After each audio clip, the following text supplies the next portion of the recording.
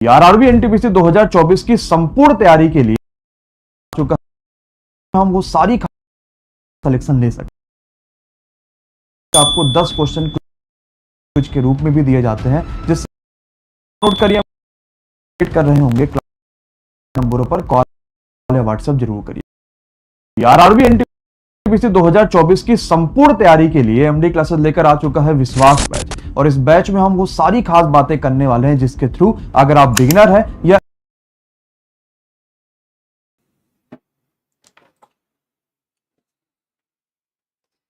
चलिए जी, good evening, शुभ संध्या, राधे राधे, जय श्री कृष्णा सभी साथियों को बहुत बहुत स्वागत है। साथियों, एक बार फिर से आप सभी का एक बेहतरीन, शानदार, जबरदस्त एजुकेशन प्लेटफॉर्म एमडी क्लासेस पर बहुत बहुत स्वागत है भैया। तो चलिए सभी का स्वागत कर लेते हैं भाई। बिल्कुल, राज, सौम्या, काजल, नीलम, चंडिका, आरती, पुष्पा, अदिति, दामिनी, उपासना, मोस्ट वेलकम भाई। एकता, अनु, मोस्ट वेलकम भाई। साइमन, चलिए तो लेकर चलते हैं सीधे आपको पहले प्रश्न की ओर। उसके पहले बता दें कि आज आपको जो पीवाईक्यू सीरीज के अंतर्गत टॉपिक देखने को मिलेंगे यह है प्रियम्बल अर्थात प्रस्तावना, भाग, अनुसूचियां, संविधान के स्रोत, राज्य का पुनर्गठन और नागरिकता। और आप सब जानते हैं कि एक ऐसा शानदार जबरदस्त सेशन आपको हर दिन 4 बजे देखने को मिलता है जो आपकी एनटीपीसी की एग्जाम की तैयारी में 4 लगा देता है। तो बिल्कुल शॉर्ट नोट्स निश्चित रूप से आप बना रहे होंगे, कुछ ऐसा न देखा होगा इसके पहले जैसा। तो चलिए, ये रहा आज का पहला प्रश्न आपकी स्क्रीन पर। दिल थाम कर बैठिए एक शानदार से सेशन के लिए। भारतीय संविधान के राज्य के नीति निर्देशक सिद्धांतों को कहां से लिया गया है? जी हां, अब एक बात का जरा ध्यान दीजिएगा कि साथियों, ये जो राज्य के नीति निर्देशक सिद्धांत है, अगर आप देखेंगे कि इन्हें भारत सरकार अधिनियम 1935 में किस नाम से जाना जाता था? तो इन्हें भारत सरकार अधिनियम 1935 में किस नाम से जाना जाता था? तो भारत सरकार अधिनियम 1935 में इसे क्या नाम दिया गया था? तो इसे नाम दिया गया था साथियों अनुदेश प्रपत्र। कितने लोग इस क्लास में ऐसे हैं जिन्हें पहले से इस बात की जानकारी थी कि 1935 के भारत सरकार अधिनियम में हम इसे अनुदेश प्रपत्र कहते थे, अर्थात इंस्ट्रूमेंट ऑफ इंस्ट्रक्शन कहा जाता था। इंस्ट्रूमेंट ऑफ इंस्ट्रक्शन कहा जाता था। क्या आपको यह जानकारी है? फटाफट कमेंट करके बता दीजिएगा। इंस्ट्रूमेंट ऑफ इंस्ट्रक्शन कहा जाता था, और इसी को साथियों 1950 में भारत के संविधान में राज्य के नीति निर्देशक सिद्धांत के रूप में शामिल किया गया। ठीक है, अगर हम देशों की बात करें साथियों तो आयरलैंड के संविधान से लिया गया है, लेकिन अगर हम बात करेंगे कि अंग्रेजों के जमाने के किस कानून से है तो 1935 के भारत सरकार अधिनियम से है। ठीक बात है ना? अच्छा, आप यह भी ध्यान दीजिएगा कि जहां तक नीति निर्देशक सिद्धांतों का सवाल है तो ये साथियों क्या है? ये न्यायालय द्वारा अपरिवर्तनीय है। ठीक है ना? हाँ जी भैया, गैर न्याय योग्य है, गैर न्यायोचित है। ठीक है ना? गैर न्यायोचित है मतलब न्यायालय में इसके आधार पर कोई केस नहीं हो सकता। ठीक है ना? बाकी ध्यान देंगे कि भैया ये कल्याणकारी राज्य की अवधारणा को पूरा करने के उद्देश्य से रखे गए हैं। बाकी आगे डीपीएसपी आएगा तो इसे और डिटेल में बताएंगे। फिलहाल ये देखिएगा भाई, बताएंगे भैया, जबरदस्त तरीके से बताएंगे भैया। हाँ ठीक है, बहुत बढ़िया, ठीक, बहुत अच्छे, बताएंगे भैया। नीलम, तौफीक, राजेश, सुप्रिया, नीतू, बताइएगा। ठीक है, एनटीपीसी का एग्जाम कब से है? अभी एग्जाम डेट नहीं आई है एनटीपीसी की, लेकिन चूंकि बहुत सारी रेलवे एग्जाम की डेट्स हैं नवंबर दिसंबर में, इस हिसाब से एनटीपीसी के एग्जाम्स भी बहुत जल्द होने की उम्मीद है। हालांकि आप मानकर चलिए कि मार्च अप्रैल से पहले एनटीपीसी का पेपर नहीं होगा। ठीक है, मार्च या अप्रैल, है ना, 2025 में मानकर चलिए। ठीक है, मूल कर्तव्यों को कहां से लिया गया है? क्या आप जानते हैं कि भारत और रूस यही 2 ऐसे देश हैं इस दुनिया में जहां पर मौलिक कर्तव्य है? केवल यही 2 देश ऐसे हैं इस दुनिया में जहां पर मौलिक कर्तव्य है। ठीक है ना? तो इस बात को भी ध्यान दीजिए। अच्छा, एक बात और आपको बताना चाहूंगा यहां पर, और देखता हूं कि कितने लोगों को पता है कि अगर मैं कहूं कि भारतीय संविधान में ऐसा क्या क्या है जो न्यायालय द्वारा अपरिवर्तनीय है ना? भारतीय संविधान के भाग जो न्यायालय द्वारा अपरिवर्तनीय है, जो न्यायालय द्वारा अपरिवर्तनीय है, इसका मतलब समझते हैं? जो न्यायालय में अपरिवर्तनीय है या न्यायालय द्वारा अपरिवर्तनीय है, इसका क्या मतलब है? चलिए, इसका मतलब यह हुआ कि भारतीय संविधान के ऐसे भाग बताइए जिनके आधार पर न्यायालय में केस नहीं किया जा सकता साथियों, जिनके आधार पर कोई केस नहीं बनता है, जिन्हें न्यायालय लागू नहीं करा सकता है। चलिए जरा बताइएगा। तो ऐसी 3 चीजें हैं, कौन कौन सी भैया? एक तो साथियों प्रस्तावना है, जिसके आधार पर कोई केस नहीं किया जा सकता या न्यायालय चाहकर भी इसे लागू नहीं करा सकता। दूसरा साथियों डीपीएसपी, और तीसरा साथियों मौलिक कर्तव्य। तो ये तीनों ही चीजें ऐसी हैं जिसके आधार पर कोई केस नहीं बनता, ना न्यायालय इसे लागू करा सकता है, ना आप इसे लागू करने के लिए ठीक है अपील कर सकते हैं। ठीक बात है, समझ गए, क्लियर है? तो क्या आप अपने नोट्स में इसे लिखेंगे? बिल्कुल लिखना चाहिए, ठीक है ना। चलिए आगे बढ़ा जाए, ये बताइए जरा। कह रहा भारत के संविधान में अर्ध संघीय शासन प्रणाली की विशेषता किस देश के संविधान से ली गई है? देखिए एक बात का ध्यान दीजिएगा साथियों, क्या कि चाहे आपसे कहे अर्ध संघीय शासन प्रणाली या सीधे सीधे संघीय शासन प्रणाली कह ले, ठीक है ना, भारत की शासन प्रणाली वास्तव में संघीय ही है। ठीक है, भारत की शासन प्रणाली संघीय शासन प्रणाली ही है। लेकिन होता क्या है कि भारत में आपातकालीन प्रावधान है, एकल नागरिकता है, और भी कुछ ऐसी चीजें हैं जो इस तरफ इशारा करती हैं कि भारत का संविधान पूरी तरह से संघीय नहीं है। इसी वजह से इसे अर्ध संघीय कहा जा रहा है। क्या कहा जा रहा है? सेमी फेडरल कहा जा रहा है। तो चाहे आप संघीय कह लीजिए और चाहे आप अर्ध संघीय कह लीजिए, कहां से लिया गया है इस प्रावधान को? कनाडा से लिया गया है। दूसरे शब्दों में साथियों हम यह कह सकते हैं कि भारत में, ठीक है, भारत में संघीय शासन व्यवस्था के अंतर्गत सशक्त केंद्रीय व्यवस्था को अपनाया गया है। ठीक है, भारत में संघीय शासन व्यवस्था के अंतर्गत, भारत में क्या है? संघीय शासन के तहत, संघीय शासन के तहत सशक्त केंद्रीय व्यवस्था को अपनाया गया है। मतलब समझ रहे? मतलब समझिएगा ध्यान से, है ना। सशक्त केंद्रीय व्यवस्था को अपनाया गया है, इसका सीधा सा क्या मतलब है? ठीक है ना, हाँ, केंद्रीय व्यवस्था को अपनाया गया है। इसका मतलब यह हो गया कि भारत में संघीय शासन व्यवस्था तो है। ठीक है, भारत में संघीय शासन व्यवस्था तो है। संघीय शासन का मतलब होता है केंद्र और राज्य के बीच शक्तियों का बंटवारा। मतलब भारत में केंद्र सरकार और राज्य सरकार के बीच में शक्तियों का बंटवारा तो है, लेकिन ये शक्तियों का बंटवारा, है ना, बहुत स्पष्ट नहीं है, बहुत स्पष्ट नहीं है। और कई सारे मामलों में केंद्र की शक्तियां राज्य से कहीं ज्यादा हैं, और आपातकाल के समय तो राज्य की शक्तियां ही खत्म हो जाती हैं, केंद्र की शक्तियां बचती हैं, और केंद्र द्वारा नियुक्त राज्यपाल राज्य के, ठीक है, सिर पर बिठा दिया जाता है। अखिल भारतीय सेवाएं हैं, जिसके अंतर्गत आने वाले आईएएस आईपीएस ऑफिसर विभिन्न राज्यों की जिलों को कंट्रोल करते हैं, नियंत्रित नियमित करते हैं। तो ऐसे कई सारे प्रोविजंस हैं जो इस तरफ इशारा करते हैं कि भारत की शासन व्यवस्था संघीय शासन व्यवस्था तो है, लेकिन उसके अंतर्गत कई सारे अपवाद भी हैं, और केंद्र और राज्य की शक्तियों को, है ना, बिल्कुल अलग अलग नहीं करते हैं, बल्कि राज्य के बहुत सारे, राज्य कई सारी परिस्थितियों में अपने आप को, ठीक है, असहाय पाता है। ठीक है ना, हाँ, असहाय मतलब केंद्र मजबूत है, तो मतलब केंद्रीय व्यवस्था क्या है? सशक्त है। तो इस बात को ध्यान रखना है। चलिए ये ध्यान दीजिएगा, ठीक है। भारत के संविधान की इनमें से कौन सी विशेषता यूनाइटेड किंगडम के संविधान से ली गई है? कहां से साथियों? यूनाइटेड किंगडम के संविधान से ली गई है। चलिए बताने का प्रयास करेंगे कि यूनाइटेड किंगडम के संविधान से ली गई भैया। तो भैया देखिए सिंपल सी चीज है कि इसमें राइट आंसर क्या हो जाएगा? एकल नागरिकता हो जाएगी। ठीक है, अब देखिए यहां पर सीधे सीधे अगर आपसे मैं कहूं कि भाई भारतीय संविधान के स्रोत है, भारतीय संविधान के स्रोत में मैं आपको बताता हूं, एक शॉर्ट नोट्स देता हूं, आप नोट कर लीजिए।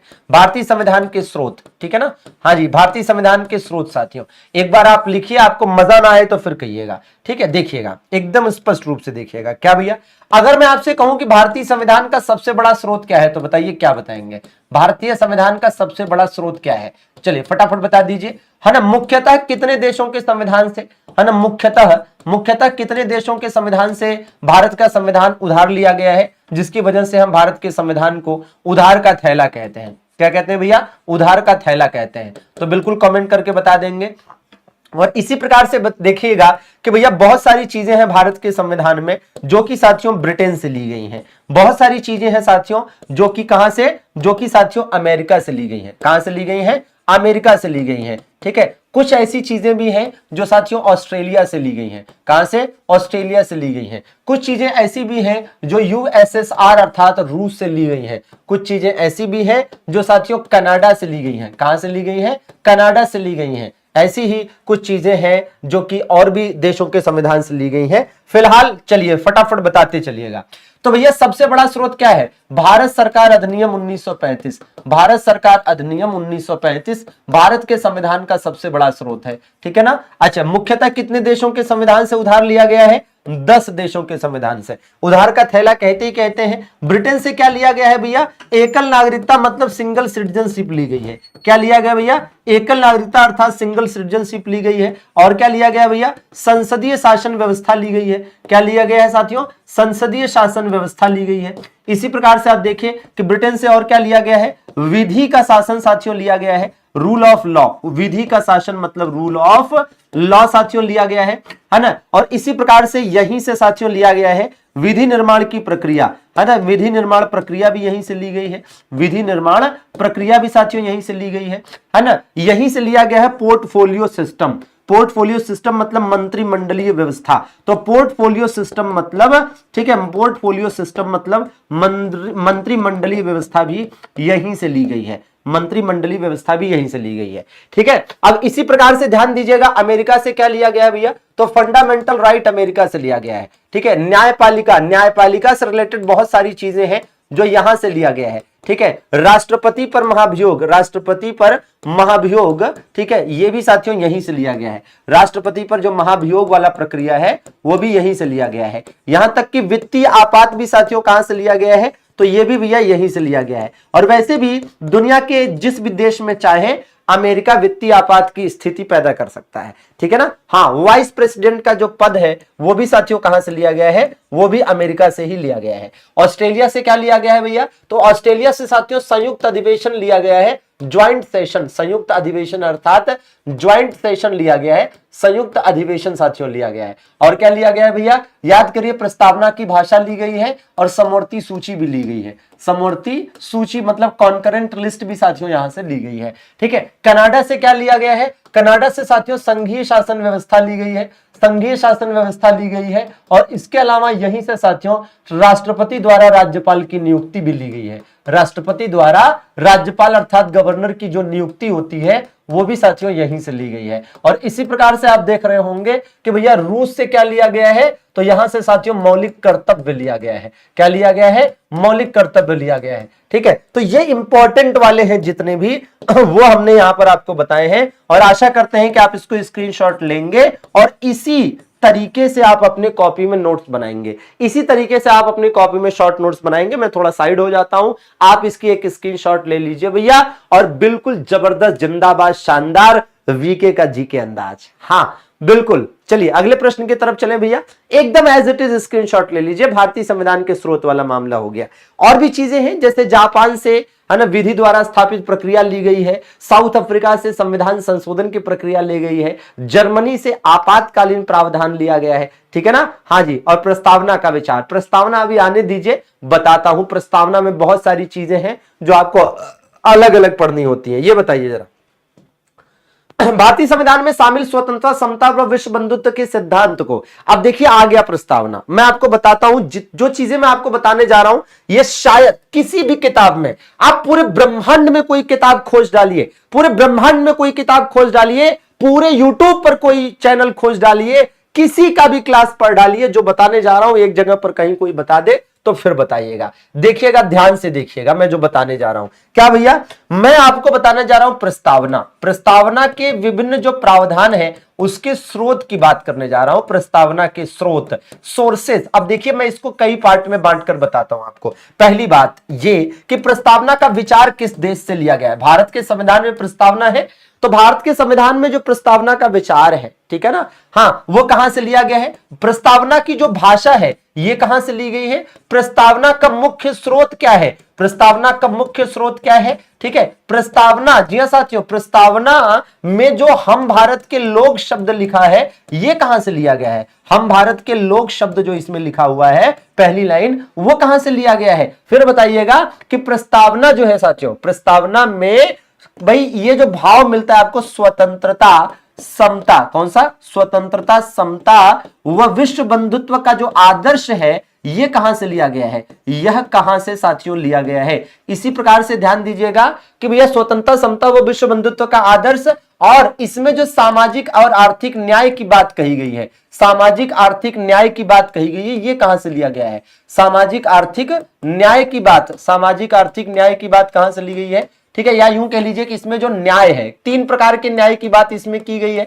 कौन कौन से भैया, याद करिए कि वो 3 प्रकार के न्याय कौन से हैं। एक सामाजिक न्याय की बात इसमें की गई है, ठीक है, सामाजिक न्याय, दूसरा जो है आर्थिक न्याय, और तीसरा साथियों क्या है, राजनीतिक न्याय। ये कहां से लिया गया है जरा बताइएगा, सामाजिक, आर्थिक एवं राजनीतिक न्याय, ये तीनों कहां से लिए गए ये भी बताइए। तो काफी इंपॉर्टेंट है, बहुत ही ज्यादा इंपॉर्टेंट है। अब देखिएगा विचार कहां से लिया गया है, अमेरिका के संविधान से साथियों लिया गया है। भाषा कहां से ली गई है इसकी, ऑस्ट्रेलिया के संविधान से साथियों ली गई है, ठीक है ना। मुख्य स्रोत साथियों क्या है इसका, इसका मुख्य स्रोत है उद्देश्य प्रस्ताव, जो कभी पेश किया गया था पंडित जवाहरलाल नेहरू के द्वारा संविधान सभा के समक्ष, उसी में थोड़े बहुत बदलाव के साथ इसको लिया गया। बहुत बढ़िया भैया आकाश, ठीक है। हम भारत के लोग साथियों कहां से लिया गया है, यह भी अमेरिकी क्रांति से लिया गया है। याद रहे कि कहां से लिया गया है भैया, इसको अमेरिकी क्रांति से लिया गया है। यह साथियों कहां से लिया गया है, यह फ्रांस की क्रांति, फ्रेंच क्रांति से लिया गया है ना, फ्रांस की क्रांति से साथियों इसको लिया गया है।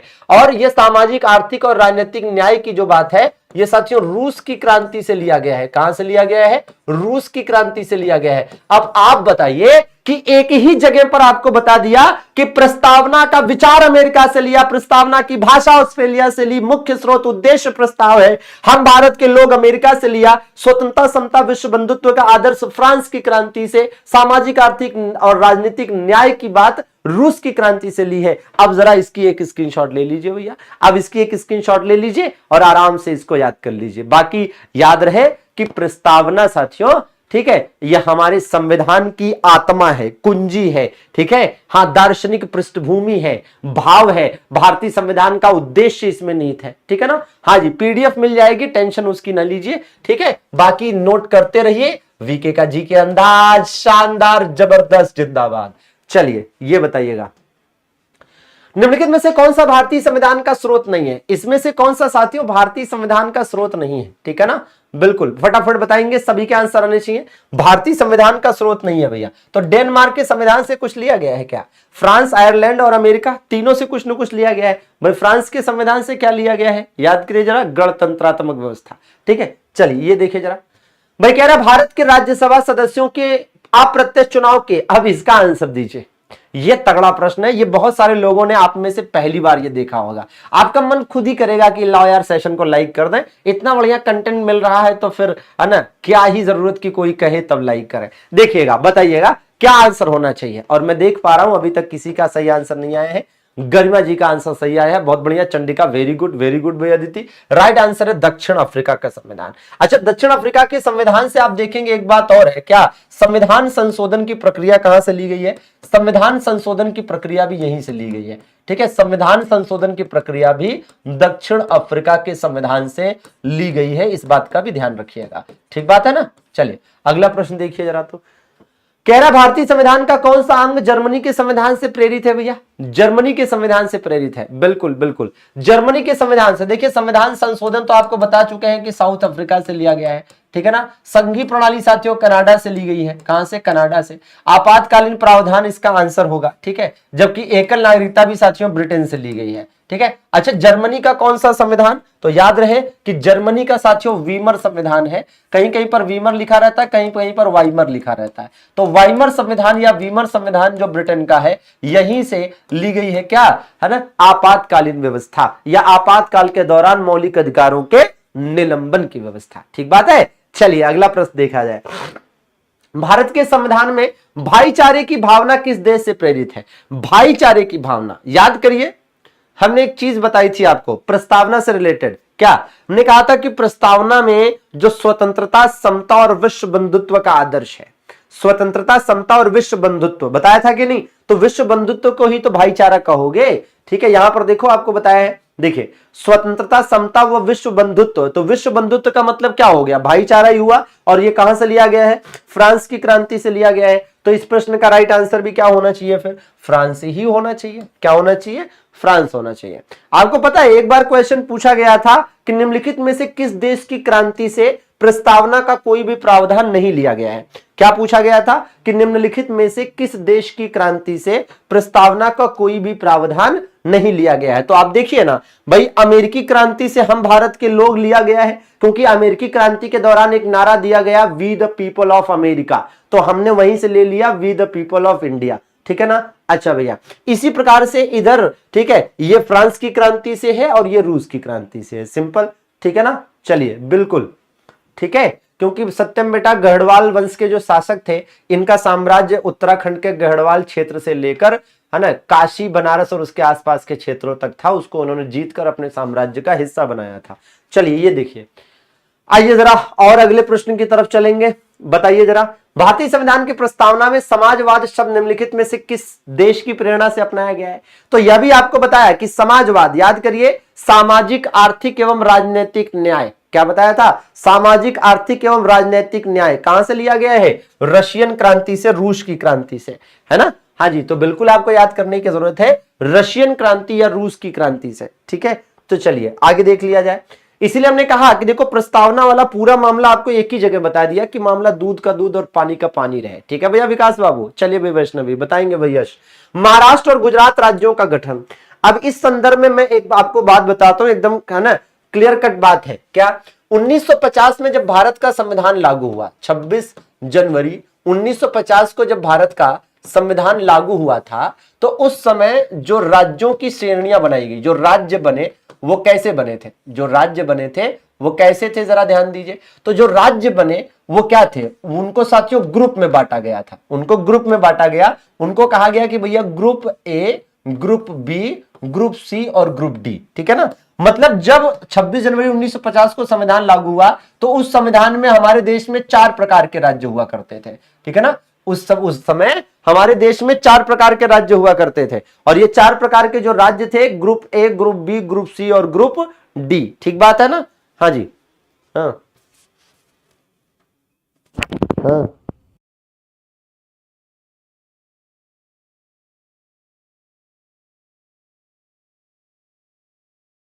हाँ, 5।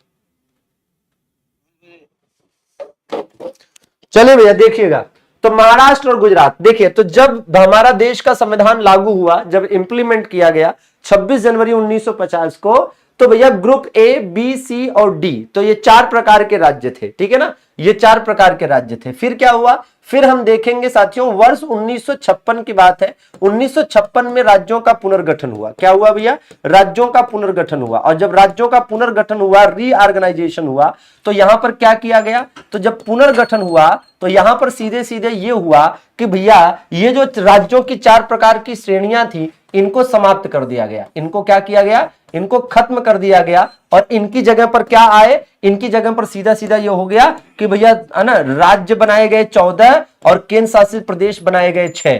ठीक है, राज्य बनाए गए 14 और केंद्र शासित प्रदेश बनाए गए 6। बात समझ रहे हैं ना। तो ये 1956 की बात है। ठीक है, तो 1956 में राज्यों की 4 श्रेणियों को समाप्त कर दिया गया, और ये 2 प्रकार के राज्य हो गए। ठीक है ना। अच्छा, आप जरा ध्यान दीजिए भाई, अब इसमें क्या है कि भाई 14 राज्य थे उस समय 1956 में, और 6 केंद्र शासित प्रदेश थे। आज की डेट में तो 28 राज्य है, तो बाकी के राज्य कब आए। ठीक है, तो उसके लिए मैं आपको एक ट्रिक बताता हूं। क्या भैया, गुनाह ही मंत्र में, गुनाह ही मंत्र में समा गया। ठीक है, गुनाह ही मंत्र में समा गया, और आगे क्या याद करेंगे, छौझा ते। ठीक है, ये ट्रिक है। ठीक है, गुनाह ही मंत्र में समा गया, पहले ये लाइन याद करेंगे कि गुनाह जो है वो मंत्र में समा गया। कई लोग हैं जो गुनाह करते हैं और फिर पूजा पाठ करते हैं। ठीक है ना, और फिर क्या होता है, उनको लगता है कि मंत्रोच्चारण और पूजा पाठ से उनके पाप धुल जाएंगे। ठीक है, हाँ, आगे लिखना है छौझाते, ताकि ट्रिक फिट रहे। अब देखिए भैया, तो ये जो 14 राज्य बने थे, उसके बाद जो 15वां राज्य बना वो गुजरात था। क्या था भैया, गुजरात था। इसके बाद कौन सा बना, नागालैंड बना। ठीक है, नागालैंड बना। इसके बाद हरियाणा बना। क्या बना भैया, हरियाणा बना। इसके बाद हिमाचल प्रदेश बना। इसके बाद मणिपुर बना। इसके बाद त्रिपुरा बना। क्या बना, त्रिपुरा बना। इसके बाद मेघालय बना। क्या बना भैया, मेघालय बना। इसके बाद भाई सिक्किम बना। इसके बाद क्या बना, सिक्किम बना। इसके बाद मिजोरम बना। क्या बना, मिजोरम बना। इसके बाद अरुणाचल प्रदेश बना और इसके बाद गोवा बना। इसके बाद क्या बना? गोवा बना। अब देखिए जैसे ये 6 है तो 6 से क्या बना भाई? तो 6 से बना 6 से क्या? छत्तीसगढ़, है ना। फिर ऊ है तो ऊ से क्या बना? उत्तराखंड, है ना। फिर झ है तो झ से क्या बना? झारखंड, ठीक है। क्या बना? झारखंड। और लास्ट में ते से क्या बना? तो ते से बन गया तेलंगाना। ते से क्या बन गया भैया? तेलंगाना बन गया, ठीक है। ते से क्या बन गया? तेलंगाना बन गया, ठीक है। तो ते से बन गया तेलंगाना। अब जरा ध्यान दीजिएगा, ठीक है। ट्रिक बहुत एकदम परफेक्ट है, आराम से याद हो जाएगा। इससे इस ट्रिक की सबसे बड़ी खासियत तो यह है कि आपको सीक्वेंस से सब याद हो जाता है, ठीक है ना। हाँ जी, तो आप देखिएगा कि होता क्या है कि आपसे पूछे कि 14 राज्य 1956 में बने थे, ठीक है। तो 15वां राज्य, ये 15वां, ये 16वां, ये 17वां, ये 18वां, ये 19वां, ऐसे सीक्वेंस से जाएगा। तो ये 16वां था, ठीक है। ये 17वां था, ठीक है। ये 18वां था, ठीक है। ये 19वां था, ठीक है। ये 20, ठीक है। अब देखिए इसमें एक चीज आपको बताना चाहूंगा, उसको ध्यान दीजिएगा। 22, ये 23, ठीक है। ये 24, ये 25, ठीक है। ये गोवा 26 और ये 27, ये 28 और ये 29। तो कितने राज्य हो गए भैया? एक मिनट, कहां गड़बड़ हो गए? 16, 17, 18, 19, 20, 21, 22, 23, 24, 25, 26, 27, 28, 29। अरे, है ना। तो कौन सा एक डबल हो गया, है ना, ठीक है। तो आप देखेंगे, ठीक है, हाँ एक डबल हो गया, ठीक है।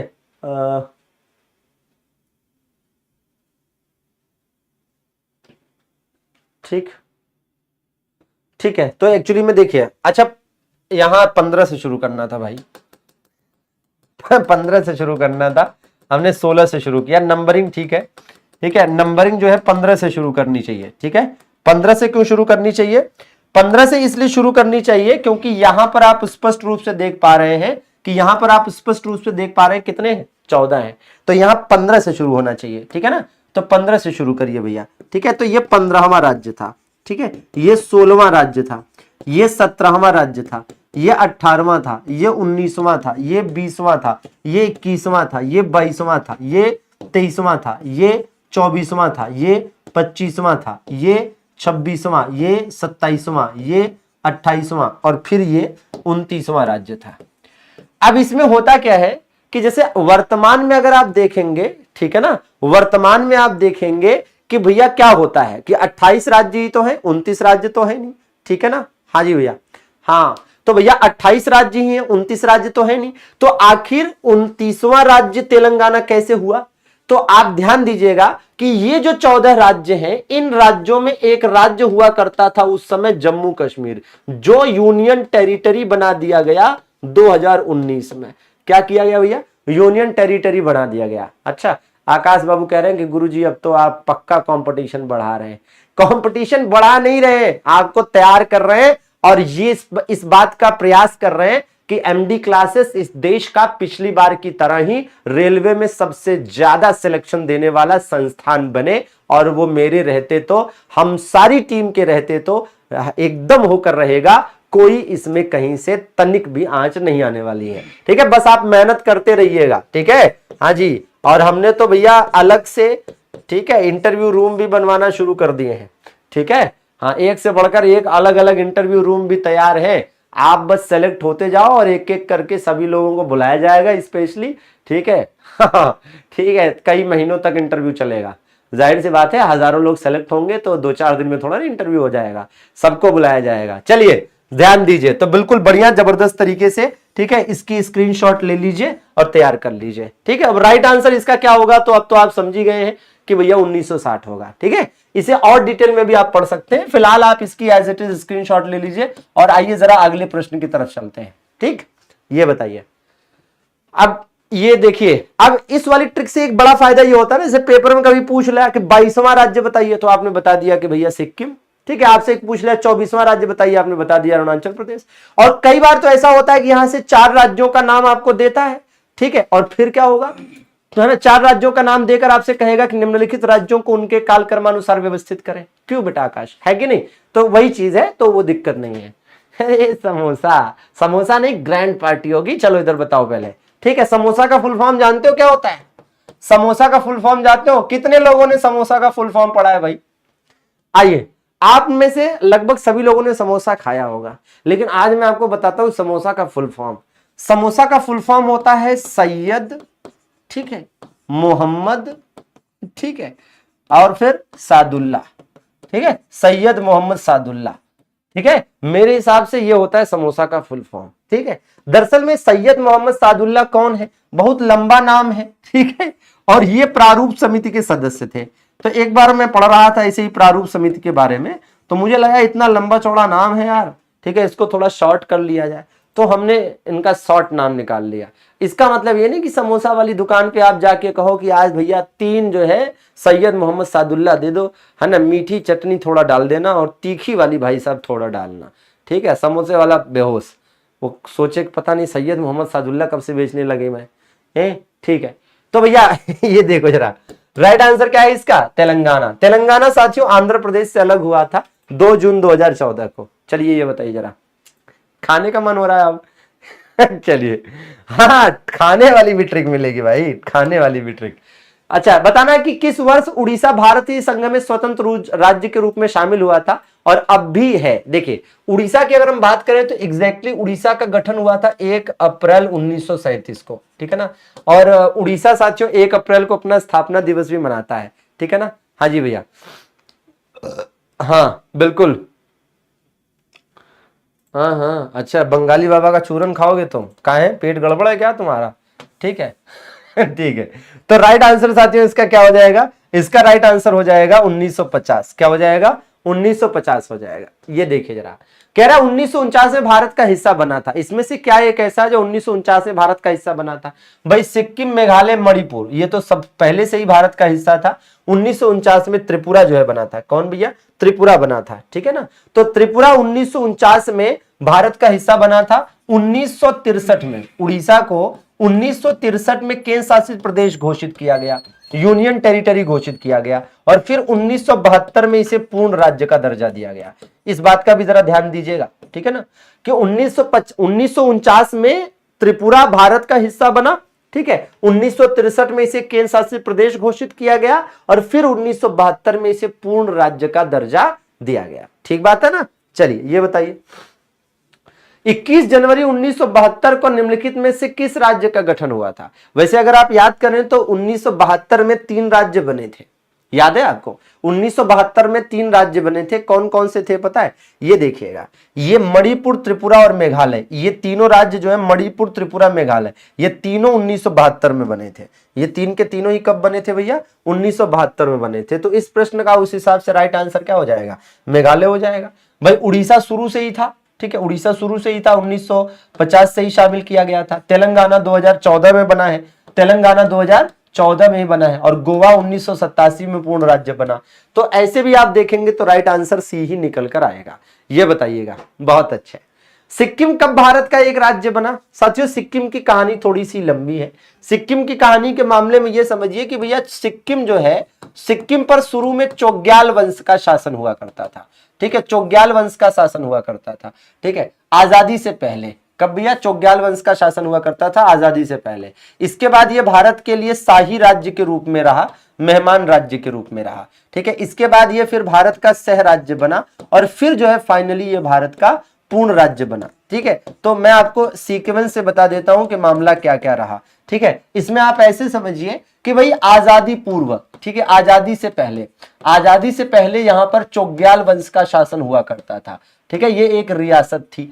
फिर शाही राज्य के रूप में 1947 में आजादी से लेकर 1974 तक ये भारत के लिए शाही राज्य था, मतलब भारत का एक तरह से भारत का मतलब भारत इसको प्रोटेक्ट करता था, ठीक है ना।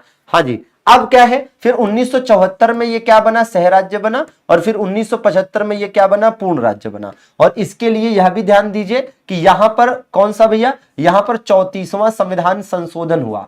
34वां संविधान संशोधन के तहत यह हुआ था, और ये कैसे हुआ, ये 35वें संविधान संशोधन के तहत हुआ था, ठीक है। तो एक जगह पर ये सारी बातें आपको याद करने की जरूरत है, ठीक है, एज इट इज, ठीक है। हाँ जी, कौन सा पूछ ले कौन जानता है, ठीक। और वैसे भी याद करने का ट्रिक बताऊं, देखो हमारे पास जुगाड़ बहुत है, बस ये है कि आप कितना हमें टाइम दे पाते हैं, ये बड़ी बात है, ठीक है। जैसे मान लीजिए सिक्किम ही है, मैं आपको घोल के पिलाता हूं सिक्किम, ठीक है, ये देखिए सिक्किम है। ठीक है, अब देखना सिक्किम में कितने अक्षर हैं, जरा एक बार काउंट कर लिए जाए। देखिएगा 1 2 3 4 5 6, 6 अक्षर है ना, 6 अक्षर है कि नहीं? अच्छा ठीक है, 6 हमने यहां लिख लिया। 6 का स्क्वायर कर दिया, 6 का स्क्वायर कर दिया तो कितना आ गया? 36। तो क्या 36 पूर्ण संख्या है? क्या 36 पूर्ण संख्या है भैया? हाँ जी, 36 पूर्ण संख्या है ना, तो 36वें संविधान, ठीक है ना? हाँ जी, अब देखिए यही है कि ये ट्रिक तुरंत लगाई और यहां पर करेक्शन आ गया। ठीक है, ये देखिए ट्रिक से कई बार क्या होता है, आपको फायदा भी मिलता है, और इसको मैं तुरंत करेक्शन करूंगा कि ये 35वां संविधान संशोधन था और ये क्या था? ये 36वां संविधान संशोधन था, है ना? आपने एक बार भी नहीं बताया कि यहां 34 और 35 नहीं, 35 और 36 लिखा होना चाहिए, है ना? हाँ देखिए, तो ये मैं देखिए इससे ये पता चलता है कि कुछ लोग जो लंबे समय से तैयारी कर रहे हैं वो ध्यान नहीं दे रहे हैं। ठीक है, ध्यान नहीं दे रहे हैं, ध्यान दीजिए। यहां पर जानबूझकर हमने लिखा गलत और आपने उसे बताया भी नहीं कि अरे सर यहां पर गलत हो गया। देखिए अब ये ट्रिक देखिएगा, इस ट्रिक से आपको कतई नहीं भूलेगा। ठीक है, सिक्किम में 6 अक्षर हैं, 6 का हमने स्क्वायर किया, कितना आया? 36 आया। 36 पूर्ण संख्या है और पूर्ण राज्य का दर्जा इसी 36वें संविधान संशोधन के तहत मिला था। हो गया पूरा? हो गया ना पूरा? ऐसे याद कर सकते हैं। ठीक है, तो ऐसे बहुत जुगाड़ है, लेकिन यह है कि आप भी जानते हैं कि आप जुगाड़ समझ पाओ, ठीक है, दिमाग में बिठा पाओ, हम आपको समझा पाए, उसके लिए आपको समय देना पड़ेगा। ठीक है, चलिए ये बताइए किस वर्ष गोवा को महाराष्ट्र के साथ विलय किया गया था? किस वर्ष गोवा को महाराष्ट्र के साथ विलय करने का प्रस्ताव दिया गया था? उस समय देश की प्रधानमंत्री इंदिरा गांधी हुआ करती थी। तो गोवा छोटा सा राज्य है, आप जानते हैं, आज भी देश का सबसे छोटा राज्य गोवा है। ठीक है, क्षेत्रफल के आधार पर, जनसंख्या में तो सिक्किम है। ठीक है ना? हाँ जी, तो आप समझिएगा कि इससे, है ना, और इसमें यह 1967 की बात है। ठीक है, 1967 में यह प्रस्ताव हुआ। अब गोवा के बारे में आप पूरी बात जानिए, तो गोवा के बारे में आपको पूरी बात क्या पता होनी चाहिए? देखिए हमारा स्टाइल थोड़ा पढ़ाने का भैया अलग है। ठीक है, हम मतलब सोचते हैं कि कुछ ऐसा बताया जाए आपको कि आप पूरा कंसेप्ट क्लियर हो। जैसे गोवा की बात करें तो गोवा साथियों याद करिए कि 1510 में गोवा का युद्ध हुआ था। याद है आपको? 1510 में गोवा का युद्ध हुआ था। ठीक है, यह गोवा का युद्ध किसके किसके बीच हुआ था? इस गोवा के युद्ध में पुर्तगालियों ने किसे हराया था भैया? पुर्तगालियों ने किसे हराया था?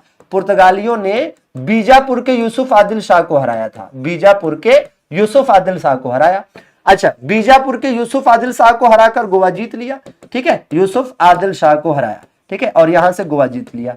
यूसुफ आदिल शाह को हराया और गोवा जीत लिया, पक्की बात है। तो यहां से आप देखेंगे कि गोवा 1510 में पुर्तगालियों के पास आ गया। ठीक है, हाँ पुर्तगाली जीत गए। ठीक है, 1510 में पुर्तगाली जीते। ठीक है, पुर्तगाली जीते थे इसको। ठीक है, पुर्तगाली जीते। उस समय जो वायसराय हुआ करता था वो था अल्बुकर्क। फिर 1530 में ये पुर्तगाली राज्य की राजधानी बनी। ठीक है, 1530 में गोवा को क्या बनाया गया? पुर्तगाली राज्य की राजधानी बनाया गया। पुर्तगाली राज्य की राजधानी इसे बनाया गया। ठीक है ना? और तब से लेकर आप देखेंगे 1961 तक, है ना, 1961 तक गोवा पुर्तगालियों के पास रहा। फिर 1961 में क्या हुआ? ऑपरेशन विजय चलाया गया। ऑपरेशन विजय के तहत गोवा पर भारत का अधिकार हो गया। ऑपरेशन विजय के तहत, है ना, भारत का अधिकार हो गया। भारत का, है ना, इस पर अधिकार हो गया, मतलब ये भारत में आ गया। ठीक है, और जब भारत ने गोवा को प्राप्त किया तो उसी समय भारत ने गोवा के साथ साथ दमन द्वीप को भी प्राप्त किया। तो क्या हुआ याद करिए जरा कि हमने कौन सा, हमने साथियों संविधान संशोधन किया 12वां संविधान संशोधन 1962 में किया। ठीक है, 12वां कॉन्स्टिट्यूशनल अमेंडमेंट 1962 में किया और हमने गोवा प्लस दमन दीव को मिलाकर एक केंद्र शासित प्रदेश बना दिया। क्या कर दिया? एक यूनियन टेरिटरी बना दी। फिर क्या हुआ? फिर आप देखिए, याद करिए कि हमने 56वां संविधान संशोधन किया और 56वें संविधान संशोधन के तहत हमने 1987 में क्या किया? ये किया कि भैया गोवा को पूर्ण राज्य बना दिया कि भैया अब से ये पूर्ण राज्य रहेगा। ठीक है ना? और दमन दीव को क्या किया? दमन दीव को ये हुआ कि भैया ये अब यूनियन टेरिटरी रहेगा। बात समझ में आ रही है? तो ये पूरा कंसेप्ट ये है कि गोवा 1510 में पुर्तगालियों के कब्जे में आया, फिर 1530 में पुर्तगाली राज्य की राजधानी बना, 1961 में ऑपरेशन विजय से हमें प्राप्त हुआ, 12वें संविधान संशोधन द्वारा दमन द्वीप के साथ एक केंद्र शासित प्रदेश बनाया गया 56वें संविधान संशोधन द्वारा 1987 में एक पूर्ण राज्य बन गया। ठीक बात है। और ये जो दमन दीव अलग से था, इस दमन दीव और उधर दादर नगर हवेली, भाई दादर नगर हवेली भी तो पुर्तगालियों का था। तो याद करिए कि हमने क्या किया, हमने साथियों दादर नगर हवेली, याद करिए दादर नगर हवेली, ठीक है, दादर नगर हवेली 1954 में प्राप्त हुआ था पुर्तगालियों से। कब प्राप्त हुआ था? 1954 में हमें प्राप्त हुआ था ये, ठीक है। और 1961 में 10वें संविधान संशोधन के तहत, 10वें संविधान संशोधन के तहत हमने इसे क्या घोषित कर दिया था? यूनियन टेरिटरी, ठीक है, यूनियन टेरिटरी। तो इधर साथियों, इधर दादर नगर हवेली लंबे समय से यूनियन टेरिटरी था और इधर है ना दमन दीव यूनियन टेरिटरी था। तो फिर हमने 2020 में क्या किया? 2020 में हमने दादर नगर हवेली प्लस दमन दीव को एक ही में कर दिया, ठीक है ना। और ये अलग अलग हुआ करते थे, एक हो गए। तो अब ये दोनों अलग अलग केंद्र शासित प्रदेश नहीं है बल्कि एक ही है, ठीक है ना। हाँ, तो ये पूरा कंसेप्ट हुआ, लेकिन ये पूरा कंसेप्ट समझाने में टाइम लगेगा, ठीक है ना। तो वही चीज है कि टाइम अगर आप देंगे तो अच्छे से होगा। और अब इसको आप समझिए कि यहां से लेकर यहां तक आपने पूरा लिख लिया शॉर्ट नोट्स में, तो अच्छा हो गया। अब आप रिवीजन करते रहिए आराम से, ठीक है। चलिए, संघ सूची, राज्य सूची और समवर्ती सूची भारतीय संविधान की किस अनुसूची में शामिल है, बताने का प्रयास करेंगे। हाँ जी, अब आप बताओ ना। अब इसके बाद भी कोई ऐसा है जिसको लगता है कि ऐसे पढ़ेंगे फिर भी समझ में नहीं आएगा और याद नहीं होगा? कोई ऐसा है ना? नहीं, बिल्कुल नहीं होना चाहिए, ठीक है। और अपने ऊपर थोड़ा भरोसा रखिए, मजाक नहीं, मजाक मस्ती की बात की बात है। संघ सूची, राज्य सूची, समवर्ती सूची। अब देखो, इसको भी अगर आप बढ़िया से समझोगे तो इसमें भी काफी कुछ है, ठीक है, इसमें भी काफी कुछ है। हमारे देश में जो 7वीं अनुसूची है, यह संघीय शासन का प्रावधान करती है, ठीक है। संघीय शासन कैसे भैया? आप सोचो, 7वीं अनुसूची जो है इसी में 3 सूचियां हैं। संघ सूची जिस पर केंद्र कानून बना सकता है, राज्य सूची जिस पर राज्य सरकार कानून बना सकती है, और समवर्ती सूची जिस पर केंद्र और राज्य दोनों कानून बना सकते हैं। इसका मतलब एक्चुअली में ये क्या है ना, वास्तव में देखा जाए तो ये शक्तियों का बंटवारा है। ये केंद्र सरकार और राज्य सरकार के बीच में क्या है? शक्तियों का बंटवारा है कि नहीं है बताइए? डिस्ट्रीब्यूशन ऑफ पावर है, शक्तियों का बंटवारा है ना, शक्तियों का बंटवारा।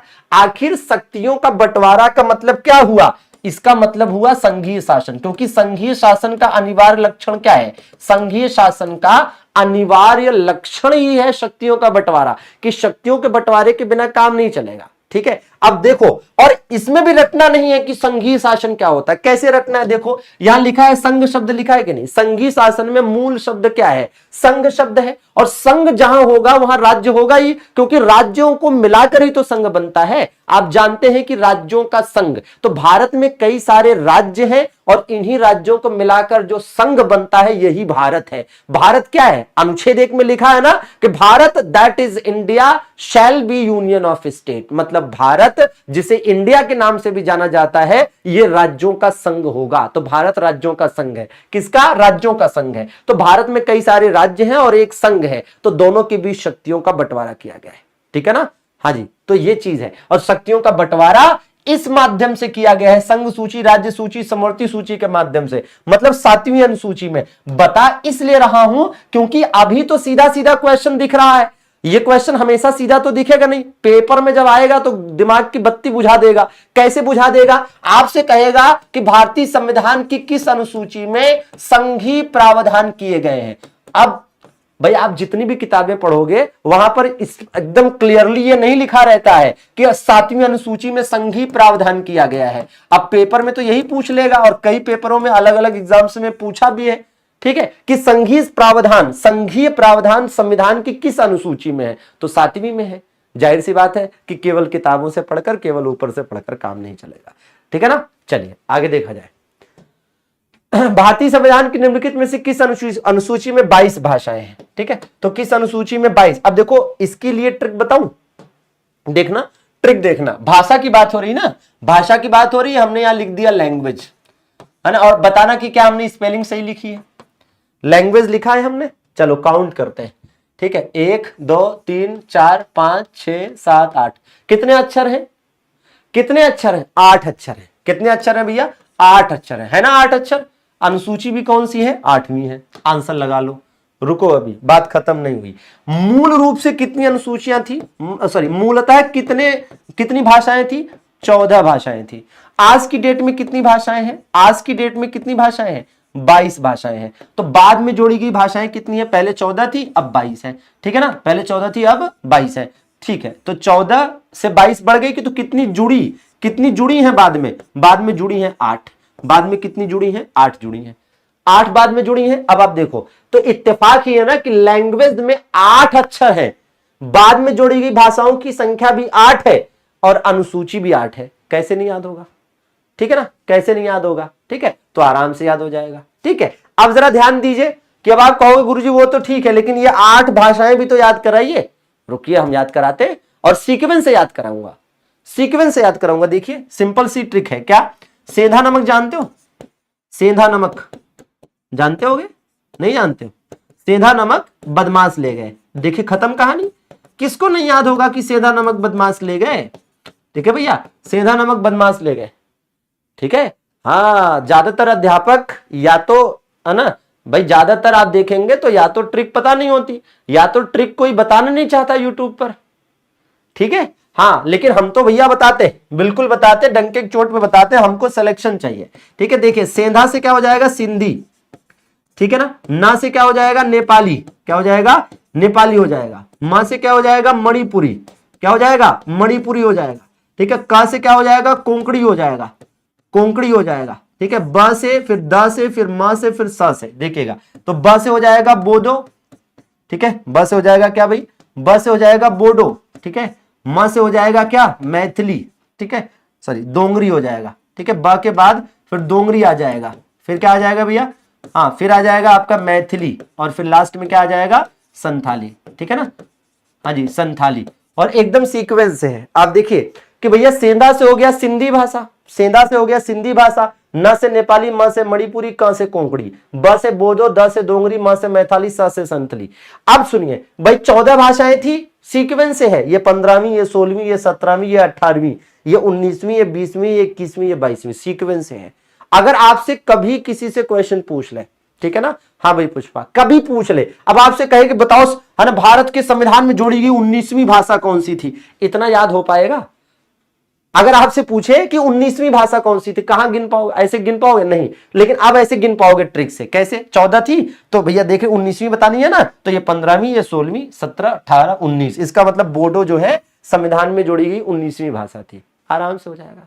ठीक है ना, हाँ ठीक। चलिए, इसकी ट्रिक और भी है, और भी चीजें बता सकते हैं, बाद में बताएंगे। भारतीय संविधान में भाग और अनुसूचियां, तो भैया भाग कितनी है और अनुसूचियां कितनी हैं? देखिए, इसमें होता क्या है कि अगर हम भागों की बात करें, अनुसूचियां 12 हैं और भाग कितने हैं? 25 है। ये आंसर होगा। ठीक है ना, भाग 12 है, अनुसूचियां कितनी है ना? भाग 25 है और अनुसूचियां 12 हैं। अब जैसे कुछ लोगों को डाउट होता है सर 25 भाग कैसे हैं, 25 भाग कैसे हैं? अब आप ऐसे समझो, मैं दिखाता हूं कैसे 25 भाग हैं। भाई ये तो आप जानते हो कि 1 से लेकर 22 भाग हैं। ठीक है, 1 से लेकर 22 भाग हैं। भारत के संविधान में कहीं पर भी 23, 24 या 25वां भाग नहीं है।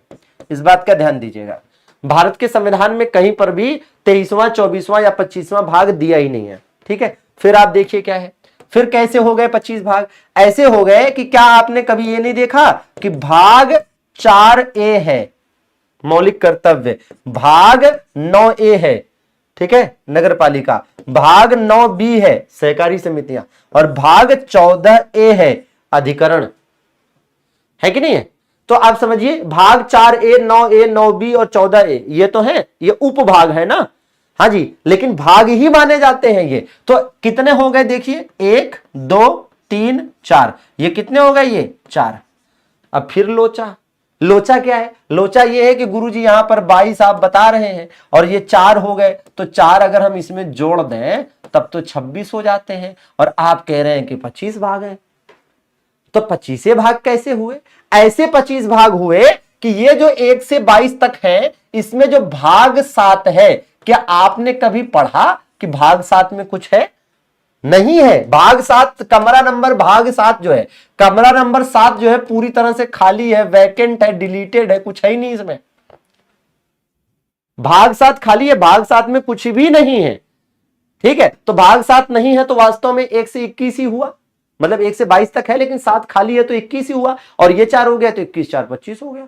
ठीक है, अब एक नया क्वेश्चन भी बन गया, क्या कि कौन से भाग में किसी प्रकार का कोई प्रावधान नहीं है। तो भाग 7 में कोई प्रावधान नहीं है ही नहीं, वो खाली पड़ा है। ठीक है, हाँ जी, हाँ। तो भैया अब आप ये भी कह सकते हैं कि सर क्यों खाली है? इसलिए खाली है क्योंकि एक टाइम था जब भाग 5, 6, 7, 8, उसकी कहानी लंबी है, जाने दो। क्या आज ही नागमणि चाहिए? थोड़ा इंतजार करो। ठीक, संविधान में केंद्र और राज्य के बीच शक्तियों के विभाजन को, अब देखो वही है, कंसेप्ट क्लियर है तो ऐसे क्वेश्चंस के लिए, है ना, आप बिल्कुल फ्री हैं। ठीक है, तो भैया 3 सूचियां हैं, संघ राज्य समवर्ती सूची, संघ राज्य समवर्ती सूची, तो कहीं से कहीं तक कोई दिक्कत नहीं। ठीक है, और आपको बताएं क्वेश्चन का क्या है? ठीक है, क्वेश्चन का क्या है? क्वेश्चन एक बार ऐसे पूछा गया, क्या कि भाग, है ना, क्या पूछा गया था? अनुसूची 7 की, देखना, अनुसूची 7 की दूसरी प्रविष्टि क्या है? कई लोग बेहोश कि दूसरी प्रविष्टि, हाँ, अनुसूची 7 की दूसरी प्रविष्टि क्या है? मतलब समझ रहे हैं, अनुसूची 7 में 3 सूचियां हैं, संघ सूची, राज्य सूची, समवर्ती सूची। तो ये पहली है, ये दूसरी है, ये तीसरी है, मतलब सीक्वेंस भी वही है। ठीक है, तो दूसरी क्या है? राज्य सूची है, ऐसे है। ठीक है, चलिए, निम्नलिखित में से कौन सा विषय समवर्ती सूची के अंतर्गत आता है? अब लोगों को नहीं याद होता है कि संघ सूची में कौन सा है, राज्य सूची में कौन सा है, समवर्ती सूची में कैसे याद करोगे बताओ आप? संघ सूची में 100 विषय है ना, इसमें 61 है, इसमें 52 है, याद कर पाओगे? मैं याद कराऊंगा, और ऐसा भी नहीं कि कुछ जादू कर दूंगा, कुछ जादू नहीं। ठीक है, और मैं बताऊं अभी फिलहाल, अभी के लिए कम समय में जो आपको बताने के लिए चीज है वो ये समझ लीजिए कि भैया ऐसी चीजें जो राष्ट्रीय महत्व की हैं, ऐसी चीजें जो राष्ट्रीय अंतरराष्ट्रीय महत्व की हैं वो संघ सूची में है, और ऐसी चीजें जो क्षेत्रीय महत्व की हैं वो राज्य में है, और ऐसी चीजें जो केंद्र और राज्य दोनों के महत्व की हैं वो समवर्ती सूची में है। लेकिन इसके लिए ऐसी केवल हमारे कहने से नहीं हो जाएगा, आपको इन विषयों को लेकर थोड़ा गहन अध्ययन करना पड़ेगा, सोचना पड़ेगा। आपको सोचना पड़ेगा कि जैसे आप सोचो ना जरा, कि जैसे है ना पुलिस, अब आप सोचिए भाई, आप में से बहुतों लोगों को नहीं पता होगा, जिनको नहीं पता होगा वो चीज उनको ज्यादा बेहतर समझ में आया होगा। जैसे पुलिस है, आपको क्या लगता है पुलिस कौन सी सूची में होगा? संघ सूची में होगा, राज्य सूची में होगा, या समवर्ती सूची में होगा? बताइए किस में होगा? अच्छा चलो नहीं पता तो आप जरा दिमाग लगाओ, सोचो कि हर राज्य की पुलिस अलग अलग है ना, यूपी पुलिस अलग, बिहार पुलिस अलग, पंजाब पुलिस अलग, महाराष्ट्र पुलिस अलग, दिल्ली पुलिस अलग, हर राज्य की पुलिस अलग अलग है ना। इसका मतलब ये पक्का राज्य सूची का विषय है, पक्का राज्य सूची का विषय है। दूसरी चीज, यहां आओ जरा, रक्षा देख लो, रक्षा, डिफेंस, मतलब आर्मी, नेवी, एयरफोर्स। आप बताइए किस में होना चाहिए रक्षा को? रक्षा को राज्य सूची में होना चाहिए, राज्य के लिए होना चाहिए नहीं ना। पता चला हर राज्य की अपनी सेना है, बिहार की अलग, यूपी की अलग, यूपी वाले बिहार पे चढ़ाई कर दिए। ये तो नहीं हो सकता ना, तो इसका मतलब ये संघ सूची का है। ठीक, और व्यापार, आप बताइए व्यापार, भाई व्यापार जाहिर सी बात है, वैसा तो है नहीं कि पता चला यूपी वाले बिहार में व्यापार नहीं कर सकते, बिहार वाले केरल कर्नाटक में व्यापार नहीं कर सकते, कर सकते हैं ना। तो जाहिर सी बात है कि उसको भी कहां रखना चाहिए, है ना भाई, उसको भी रखना चाहिए संघ सूची में, है कि नहीं। अब क्या बचा? वन, बिल्कुल। और अगर आपने कभी ध्यान से पढ़ा हो तो भैया केंद्र संरक्षित वन, राज्य संरक्षित वन, दोनों टाइप के आपने पढ़े हैं, समझ रहे ना। तो ठीक है, वन में कोई दिक्कत नहीं है, राज्य सूची में भी रख लो, संघ सूची में भी रख लो, क्योंकि आप जब वन वाली लिस्ट, वन वाली आंकड़े आते हैं तो उसमें बताया जाता है, संघ का, राज्य का, सब बताया जाता है। ठीक है, भारतीय संविधान में शिक्षा को किस सूची में शामिल किया गया है? शिक्षा। अब जिसको, अब बताओ किसको नहीं याद होगा, कैसे नहीं याद होगा? क्या आपने शिक्षा में कभी यह सुना है सीटेट? बताओ सुना है कि नहीं सुना है सीटेट? और फिर याद करो कि इसमें कभी आपने यूपी टेट, एमपी टेट, ठीक है, एमपी टेट, या फिर बिहार में कुछ बिहार टेट करके ऐसा कुछ होता है, सुना है कि नहीं सुना है? सुना है ना। तो सी टेट क्या है? सी टेट मतलब, सी टेट भाई, सी टेट जो किया होता है। अच्छा चलो मान लो ये नहीं भी सुने हो तो आपने ये तो सुना है ना, केंद्रीय विद्यालय, सुना है ना, केंद्रीय विद्यालय, राजकीय विद्यालय, ये तो सुना है आपने ना। अच्छा चलो ये बताओ कि क्या आपने कभी सुना है कि इस तरह का कि केंद्रीय विद्यालय, राज्य विद्यालय तो ठीक है, केंद्रीय विश्वविद्यालय, राज्य विश्वविद्यालय आपने सुना है ना। तो केंद्रीय के अलग विश्वविद्यालय, राज्य के अलग विश्वविद्यालय कैसे हो गए? ऐसे ही तो हुए क्योंकि वो समवर्ती सूची में है। सिंपल, ठीक है। चलिए ये देखिए, कोई भी व्यक्ति जो सामान्यतः भारत में कम से कम 12 वर्षों तक रहा हो, वो प्राकृतिकरण द्वारा भारतीय नागरिकता प्राप्त कर सकता है। तो नागरिकता के संबंध में बातें, ठीक है। भारत के संविधान के अनुच्छेद 7 के अनुसार कोई भी व्यक्ति जो है ना के बाद भारत के राज्य क्षेत्र से प्रव्रजन कर पाकिस्तान में शामिल राज्य क्षेत्र में चला गया हो, उसे भारत का नागरिक नहीं माना जाएगा। तो इसका राइट आंसर क्या होना चाहिए? हाँ जी भैया, तो इसका हो जाएगा 1 मार्च 1947। और यह प्रश्न आपको यह दर्शाता है कि आप देखो एनटीपीसी स्टेज 2 में पूछा है, स्टेज 1 का नहीं है। आपको क्वेश्चन टफ लगा होगा ना, तो ये स्टेज 1 का नहीं है, ये सीबीटी 1 का नहीं है, ये सीबीटी 2 का क्वेश्चन है। तो सीबीटी 1 और सीबीटी 2 में क्या डिफरेंस है वो यहां से समझ गए होगे आप, समझ गए ना कि सीबीटी 1 और सीबीटी 2 में कितना डिफरेंस है। इसका मतलब यह है, अब यहां है ना सीबीटी 2 में आपको थोड़ा लेवल है ना अप करके पढ़ना होता है, ठीक है। तो चलिए 25 क्वेश्चन तक आज रहने देते हैं, और आज अभी कुछ क्वेश्चन बचे हैं लेकिन टाइम खत्म हो चुका है, तो हम लोग कल मिलेंगे तो बचे हुए क्वेश्चन को कर लेंगे, आज के कुछ टॉपिक जो बचे हैं, एक टॉपिक, ठीक है ना। हाँ जी, बाकी ये प्रोसेस है कि कैसे आप पीडीएफ प्राप्त कर सकते हैं, ठीक है। क्या करिएगा भैया, प्ले स्टोर से ये MD classes official app download कर लीजिएगा, बिल्कुल निशुल्क है। फिर अपना नाम नंबर डालकर रजिस्टर कर लीजिएगा। फिर आप पेड कोर्सेज है ना, पेड कोर्सेज चाहिए तो पेड कोर्सेज पे चले जाइएगा, नहीं तो यहां क्लास नोट्स पीडीएफ से आपको इसका पीडीएफ मिल जाएगा। सेशन कैसा लगा कमेंट करके बताइएगा। बाकी आपने सेशन को लाइक तो कर ही दिया है, आपकी अपनी पसंदीदा क्लास है और इसकी गरिमा भी आपके हाथ है। चलिए इजाजत दीजिए, बहुत बहुत शुक्रिया सभी का। मिलते हैं कल फिर शाम को 4 बजे। और अभी अगली क्लास रीजनिंग की है मुकेश सर की, तो जरूर पढ़िए और अपनी तैयारी सही दिशा में आगे बढ़ाइए। धन्यवाद, आभार, गुड नाइट, शुभ रात्रि।